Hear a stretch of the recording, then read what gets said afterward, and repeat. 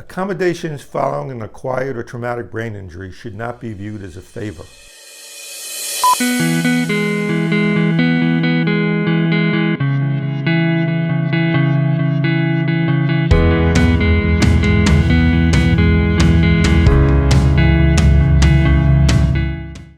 Following a traumatic or acquired brain injury, accommodations may be necessary to assist survivors overcome and offset injury-related limitations. Brain injury is considered a disability under the landmark civil rights legislation for the disabled, known as the Americans with Disability Act, or ADA for short. It is a civil right, and accommodations should not be looked upon with disfavor or disdain. So why am I discussing accommodations this week? Because I'm disturbed at the way the use of assistive technology for someone with a speech and language impairment following a stroke is being treated by his opponent in an important senatorial race, and how the media is contributing to stigmatizing brain injury survivors. This week's Brain Injury Insider is not a political statement or a political endorsement. It's a response to the further victimization of brain injury survivors. So let's get into it. Last week, John Fetterman, the Democratic U.S. senatorial candidate in Pennsylvania, utilized assisted technology to read on a computer screen questions posed by a reporter because of auditory and processing issues he has following a stroke. The media said Fetterman could not understand the questions and implied they were doing him a favor. His opponent declared that he was incompetent. Accommodations to assist a stroke survivor or any individual with an acquired or traumatic brain injury in reading, in understanding oral communication, to aid in speech, do not differ from wheelchairs, canes, or crutches to assist those following a physical disability. A brain injury survivor may need a memo notepad or even a tape recorder as a memory aid.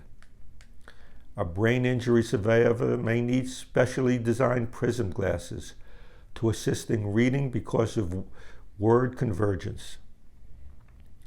A brain injury survivor returning to work may need some quiet break times, a distraction-free workspace, or instructions provided in written format rather than orally. Would anyone say anything disparaging about a blind individual requiring written material be provided in Braille, or a deaf individual requiring sign language? A brain injury is an invisible injury affecting the lives of millions of Americans, and accommodations may be necessary to assist survivors in leading normal, productive lives. The Americans with Disability Act, ADA, prohibits discriminatory conduct against any person with a disability, including disability caused by an acquired or traumatic brain injury, and requires equal opportunity and reasonable accommodations in services and supports provided by any government entity, and in places of public accommodation, and in employment, education, and transportation. Section 504 of the Rehabilitation Act of 1973 is a national law that protects individuals from discrimination based upon their disability. These non-discrimination requirements of law apply to employers and organizations that receive financial assistance from any federal department or agency, including the U.S. Department of Health and Human Services. These organizations and employers include many hospitals, nursing homes, mental health centers, and human service programs. Since each brain injury is unique, accommodations must be tailored to the individual needs of the person. Accommodations are also frequently required when students return to school following a brain injury. Again, these accommodations are not favors to students. They are rights students are entitled to under the Americans with Disability Act, as well as the Individuals with Disability Education Act, known as IDEA, as well as Section 504 of the Rehabilitation Act of 1973. In school, these accommodations may include allowing additional time to complete in-class assignments, allowing for extra or extended breaks, testing accommodations, providing students with instructors' notes to help students obtain quality notes from other students, allowing students to obtain recorded lectures for later playback, providing both oral and written instructions and clarifying instructions. For lectures, providing students with an outline or study guide when available.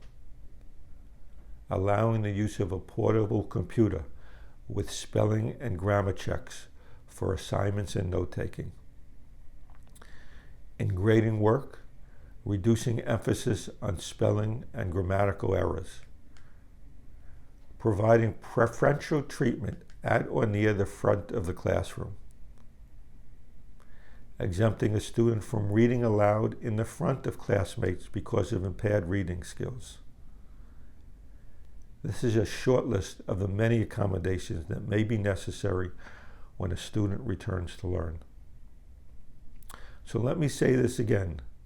Brain injury is an invisible injury, and survivors of an acquired or traumatic brain injury may receive accommodations, not because someone is doing them a favor, but because it is a civil right guaranteed by law. Let's remove the stigma associated with assisting a brain injury survivor. Thanks for listening, and I look forward to meeting with you again next week on a new edition of the Brain Injury Insider.